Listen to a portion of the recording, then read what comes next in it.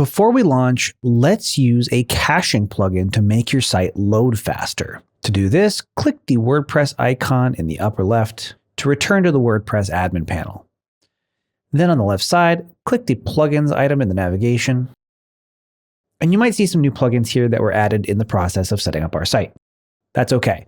Remember this Lightspeed Cache plugin we deactivated earlier? Well, go ahead and just click Activate. Lightspeed Cache will significantly improve your website's loading speeds by caching your pages.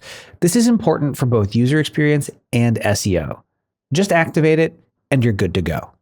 Okay, take a look at panel 1. This is normal caching. Think of Lightspeed as taking a fast snapshot of your website and showing that to visitors.